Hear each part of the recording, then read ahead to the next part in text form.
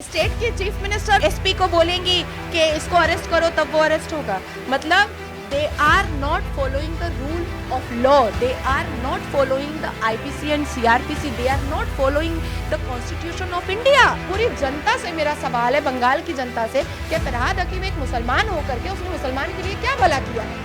आज पहुंच गया अनीश खान के फादर के पास इतने दिनों के बाद।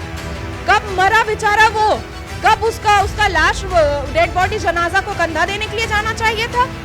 ये झूठा लुच्चा सरकार है, ये चोर चुट्टा सरकार है और ये दल्ले पुलिस ऑफिसर कभी भांडा फूटा है। लोगों को समझ में आया है कि पुलिस ऐसे नहीं अरेस्ट करता है, police law and order follow नहीं करता है, पुलिस संविधान फॉलो नहीं कर रहा है। पुलिस तृणमूल कांग्रेस के नेता मंत्री और ब्लॉक प्रेसिडेंट की बातों को फॉलो करता है। कि बीरभूम में हर एक महिला रो रो कर कह रही है कि भाई ब्लॉक प्रेसिडेंट से पैसा का लेन देन पुलिस स्टेशन में होता है, हमको पुलिस ऑफिसर पर, यहाँ स्टेट की पुलिस ऑफिसर पर भरोसा नहीं है, हमको सीबीआई पे भरोसा है। আমার সাথে রয়েছেন বিজেপি নেত্রী নাজিয়া আলাই খান। বর্তমান যে পরিস্থিতি আমরা দেখছি, বেশিরভাগ ক্ষেত্রেই আমাদের রাজ্যের যে বর্তমান পরিস্থিতি, যে সমস্ত বিচার ব্যবস্থার দিকে যে এগোচ্ছে, সব ক্ষেত্রেই দেখা যাচ্ছে সিবিআই তদন্তের নির্দেশ দেওয়া হচ্ছে। কেন? তাহলে কি আমাদের রাজ্য সরকার ব্যর্থ সেসব ক্ষেত্রে? তাহলে কি পুলিশ প্রশাসন ব্যর্থ নিজেদের দায়িত্ব পালনে? জানবো, আমাদের সঙ্গেই রয়েছে নাজিয়া আলাই খান। अस्सलाम वालेकुम। কি বলবেন? देखिए,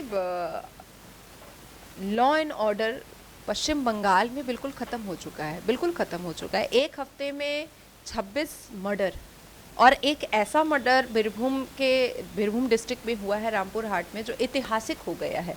मुझे नहीं लगता है कि हमारे भारत में अगर हिस्ट्री भी उलट कर देखा जाए तो ऐसा कोई भी फेल रूलिंग पार्टी कभी रहा होगा जिस तरह से पश्चिम बंगाल में Shrimati Mamata Banerjee as a CM fail CM है, कंप्लीटली फेल। आज हम हर एक चीज़ में देखते हैं कि हाई कोर्ट को इंटरफेयर करना पड़ता है, मसला छोटा हो या मसला बड़ा हो। रूलिंग पार्टी जिसकी सरकार है यहाँ पर, जिसका प्रशासन है यहाँ पर, जिसका सिस्टम है यहाँ पर, उनका काम है सिर्फ और सिर्फ अपनी प्राइवेट लिमिटेड कंपनी को सेव करना। देखिए, Shrimati Mamata Banerjee as a chief minister of West Bengal बहुत बिजी हैं कि वो उनका भाईपो बस बच जाए, उनकी बहू बच जाए। अपने भाईपो को लग्जेरियस लाइफ देने के चक्कर में उन्होंने पश्चिम बंगाल को बिल्कुल लूटो पार्टी अपना बना दिया है, पश्चिम बंगाल को तहस नहस कर दिया है। तो अभी जिस हिसाब से हाई कोर्ट का विचार आ रहा है, हाई कोर्ट पर ही पश्चिम बंगाल की जनता को निर्भर होना पड़ेगा। हाई कोर्ट पर ही पश्चिम बंगाल की जनता को विश्वास अब रहा है। और कल के विचार के बाद तो हाई कोर्ट ने जिस तरह से फैसला सुनाया, और सिर्फ ये नहीं कहा कि सीबीआई को ये केस दिया जा रहा है, बल्कि हाई कोर्ट ने बिल्कुल क्लियर तरीके से कहा कि रूल एंड ऑर्डर पर जो विश्वास टूटा है जनता का, उस विश्वास को बनाए रखने के लिए इस केस को सीबीआई के हाथ सौंपा जाता है। अब देखिए, सीबीआई की टीम कितनी ज़्यादा एक्टिव है और कितना संवैधानिक तरीके से चल रही है कि उन्होंने थाना को भी विजिट किया, जर्नल डायरी एंट्री भी देखा, उन्होंने आज सुबह में थाना में जाकर के कंप्लेन लेटर भी पढ़ा, और जाकर के जो प्लेस ऑफ इंसिडेंट है, जहां पर ये इंसिडेंट घटना हुई है, जहां पर मासूम लोगों को जलाया गया है, जिंदा लोगों को जलाया गया है, उन लोगों का पूरा छानबीन भी कर रहा है। किसका किससे कनेक्शन है, कौन कैसे कहां से जुड़ा है, वो सारे छानबीन स्टार्ट भी हो गए हैं। तो मैं बहुत वैल्यू देती हूँ और बहुत मुझे आज अच्छा फील हो रहा है कि एटलीस्ट जो हाई कोर्ट है उनका निर्देश जो है वो बिल्कुल ट्रांसपेरेंट आया है और जनता के हित में आया है। ये मुझे बहुत अच्छा लगा। तो আমরা দেখেছি যে সিবিআই সব ক্ষেত্রেই সিবিআই তদন্তের নির্দেশ দেওয়া হয়েছে, সেক্ষেত্রে সিবিআই তো ব্যর্থ বেশিরভাগ ক্ষেত্রে। এখনো পর্যন্ত তো কোনো রিপোর্ট আমাদের সামনে আসেনি। देखिए, सीबीआई के काम करने का तरीका बहुत ही अलग होता है। सीबीआई का हो सकता है कि थोड़ा डिले होता होगा, लेकिन जस्टिस उनकी बहुत अच्छी होती है, उनका इंसाफ और उनका छानबीन करने का, इंटरोगेशन करने का तरीका बहुत अच्छा होता है। आज देखिए कि सीबीआई ने सिर्फ इंटरफेयर किया है और चीज़ें बहुत खुल कर के सामने आई हैं। तुरंत दीदी ने अपने ब्लॉक प्रेसिडेंट को अरेस्ट करवाया, तुरंत। इससे ये साफ क्लियर हुआ है कि सीबीआई के आने से पहले दीदी डर गई। अनुब्रतो मंडल में और कुणाल घोष में जिस तरीके से कैट फाइट देखा जा रहा है, हम लोग पुराने ज़माने में आप हिस्ट्री उठाइएगा तो तुर्की में ना 2 मुर्गों को बहुत लड़ाया जाता था तुर्किस्तान में, और बड़े बड़े बादशाह बैठ करके देखते थे उसके झगड़े को। तो उसी तरीके से अभी हम लोग चैनल पर देख रहे हैं कि कैसे अनुब्रतो मंडल और कुणाल घोष में 2 मुर्गे में लड़ाई हो रही है। सब एक दूसरे का पोल पट्टा अब खोलेंगे। सिर्फ सीबीआई के टीम के आने से ही, उनके आने का इंफॉर्मेशन सुनने से ही ये चीज हम लोग देख पा रहे हैं कि किस तरीके से तृणमूल नेता के पोल पट्टे को खोल रहा है, एक दूसरे को इंसल्ट कर रहा है, एक दूसरे को डिफॉमेटरी लैंग्वेजेस बोल रहा है। भारत में किसी भी रूलिंग पार्टी, किसी भी स्टेट की रूलिंग पार्टी में हमने कभी देखा कि एक मामूली मिस्त्री का अपना बंगला होगा, एक मामूली मिस्त्री का अपना अवैध बहुत सारा मूवेबल और इमूवेबल प्रॉपर्टी होगी, एक मामूली मिस्त्री के घर के बाहर में 4-4, 5-5 गाड़ियां होंगी? हमने देखा कभी? हमारे नॉलेज में या हमारे बाप दादा के नॉलेज में तो ऐसी चीज़ें नहीं है। लेकिन जो ब्लॉक प्रेसिडेंट अभी अरेस्ट हुआ है बीरभूम का, उसके पास ये सारी चीज़ें हैं। आप इतिहास को अगर उठाइएगा तो 2002 में, 2003 में, 2004 में, 2005 में या 2008 में भी क्या फरहाद हकीम इतने पैसे वाले थे? क्या कुणाल घोष के पास पैसा था?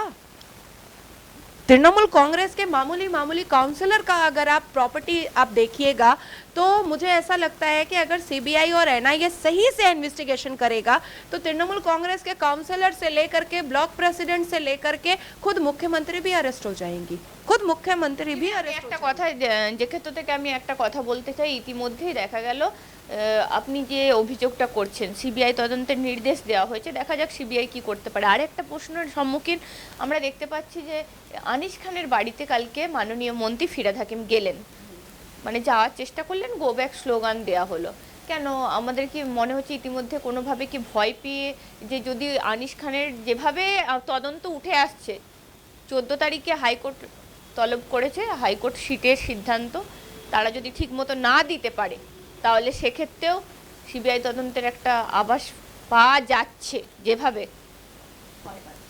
बहुत डरे हुए हैं। तो देखिए सीबीआई का और ईडी का और एनआईए का नाम लेने से ही फरहाद हकीम का पूरा प्रेशर हाई हो जाता है, वो पूरा परेशान हो जाते हैं। और देखिए किस दिन अपना बड़ा पेट लेकर के वो टोपी उपी पहन करके किसी हॉस्पिटल में, गवर्नमेंट हॉस्पिटल में लेटे हुए दिखाई देंगे। ये भी मैं आपको अभी ही बोल दे रही हूँ कि ईडी ने जब सीबीआई ने बुलाया अनुब्रतो मंडल को तो कितना बड़ा शरीर लेकर के गवर्नमेंट हॉस्पिटल में जाकर के एडमिट हो गया, इधर उधर घूमता फिरता दिखाई देने लगता है, प्रेशर हाई हो जाता है, इन लोगों को चक्कर आने लगता है, ये लोग बीमार पड़ जाता है। और जनता को जब लूटता है तब बहुत चंगला रहता है, तब बहुत फिट रहता है, हेल्दी रहता है। तो ये जो चीज़ है, अनीश खान के हत्या का भी जो खुलासा है वो सीबीआई के हाथों से ही होगा। और फरहाद हकीम जो टोपी फोपी पहन करके जो जाता है टोपी पहनाने के लिए, मुसलमान अब उसको एक्सेप्ट नहीं करने को तैयार नहीं है। देखिए मैं आपको एक चीज़ बहुत क्लियर बता देती हूँ, थोड़ा सा विस्तार में बताऊंगी तभी जनता समझ पाएगी। आज जैसे ब्लॉक प्रेसिडेंट बीरभूम का मुसलमान जो अरेस्ट हुआ है, ऐसे मैं बार बार कह रही हूँ, 2016 से कह रही हूँ कि ऐसे बहुत सारे मुसलमान हैं जो तृणमूल कांग्रेस पार्टी में घुसे हैं पूरे मुसलमान कम्युनिटी को बर्बाद करने के लिए, पूरे मुसलमान कम्युनिटी पर ये गुंडागर्दी करते हैं ताकि सारा वोट ये जाकर के तृणमूल कांग्रेस पार्टी की हमारी माननीय मुख्यमंत्री के झोली में डाल सके। मैं बार बार कही हूँ कि हमारे बंगाल में कुछ ऐसे गली पाड़ा मोहल्ला में 1-2-4 ऐसे गुंडा बदमाश जिहादी टेररिस्ट मुसलमान हैं जो सारे मुस्लिम कम्युनिटी को डरा करके रखे हुए हैं अपना झोली भरने के लिए, अपना झोली भरने के लिए। आज फरहाद हकीम को गो बैक का स्लोगन मिला है और मुस्लिम पाड़ा मोहल्ला से मिला है। टोपी पहनने से कुछ नहीं होगा। जनता अब समझ चुकी है कि आप टोपी पहन करके टोपी पहनाने का काम कर रहे हैं। अनीश खान के फादर का एक ही बात है भाई, वो बहुत ही सजल आदमी है, बहुत ही सॉफ्ट स्पोकन आदमी है और सुन्नत रसूल को वाकई में मानने वाले आदमी है। इसलिए उनके जुबान से एक ही स्टेटमेंट निकलता है कि हमको मेरे बेटे का इंसाफ चाहिए, हमको वो हराम का कमाया व चिटिंगबाजी का कमाया व तृणमूल कांग्रेस का 5 लाख रुपया नहीं चाहिए, हमको ये नौकरी नहीं चाहिए। ইতিমধ্যে রাজ্যপালের একটা কমেন্ট এসেছে, সেখানে দেখা গেছে রাজ্যপাল বলছেন সবথেকে বেশি মিথ্যে বলছেন নাকি মুখ্যমন্ত্রী।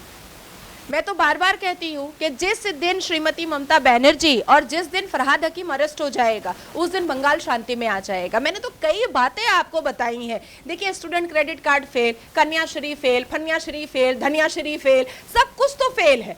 हर एक योजना तो उनका फेल है। स्टूडेंट क्रेडिट कार्ड में अभी अभी कुछ दिन पहले ही न्यूज आया ना कि वो बच्चा बेचारा डीएम के पास दौड़ते दौड़ते बेचारा हाल परेशान है, उसकी माँ बीमार पड़ गई है, उसको पैसा ही नहीं मिला, उसका ईयर बर्बाद हो गया। तो हर एक श्री फेल है। मुझे पूरा भरोसा है कि आने वाले 3-4 महीने में श्री ममता बनर्जी श्री भी फेल है, पूरा कंप्लीटली फेल है। जिस दिन मुख्यमंत्री और फरहाद हकीम अरेस्ट हो जाएगा उस दिन बंगाल की शांति वापस आ जाएगी। ये बहुत झूठ बोलती हैं, ये कैमरा के सामने झूठ बोलती हैं। और इनका जो चाटुकारता नेता है, ये टोपी पहनाने वाला फरहाद हकीम, ये तो झूठों का सरदार है। ये तो झूठ में इसको एक अवार्ड मिल जाना चाहिए कि ये दोनों मर्द और औरत कितना झूठ बोलेंगे और कितना बेवकूफ बनाएंगे बंगाल की जनता को। एक पूरे कौम को, पूरे मुसलमान कौम को झूठ बोल बोल करके बेवकूफ बना रहे हैं। मुझे आप पूरी जनता से मेरा सवाल है, बंगाल की जनता से, कि फरहाद हकीम एक मुसलमान होकर के उसने मुसलमान के लिए क्या भला किया है? आज पहुंच गया अनीश खान के फादर के पास इतने दिनों के बाद। कब मरा बेचारा वो, कब उसका लाश डेड बॉडी जनाजा को कंधा देने के लिए जाना चाहिए था? ये झूठा लुच्चा सरकार है, ये चोर चोट्टा सरकार है, ये जिहादी टेररिस्ट सरकार है और इसका भांडा फूट गया है। अब ये 7 दिन में 26 हत्या जो है इनका भांडा फोड़ चुकी है और ये दल्ले पुलिस ऑफिसर्स का भी भांडा फूटा है। लोगों को समझ में आया है कि पुलिस ऐसे नहीं अरेस्ट करता है, police law and order follow नहीं करता है, पुलिस संविधान फॉलो नहीं कर रहा है। पुलिस तृणमूल कांग्रेस के नेता मंत्री और ब्लॉक प्रेसिडेंट की बातों को फॉलो करता है। हमने खुद अपने आंख से देखा, भाई मीडिया ने दिखाया है कि बीरभूम में हर एक महिला रो रो कर कह रही है कि भाई ब्लॉक प्रेसिडेंट से पैसा का लेन देन पुलिस स्टेशन में होता है। हमको पुलिस ऑफिसर पर, यहाँ स्टेट की पुलिस ऑफिसर पर भरोसा नहीं है, हमको सीबीआई पे भरोसा है। ये तो जनता बोल रही है, हम तो बोल नहीं रहे भाई। हम अपोजिशन पार्टी से हम बोल सकते हैं, लेकिन ये तो जनता की बात मैं आपको बता रही हूँ।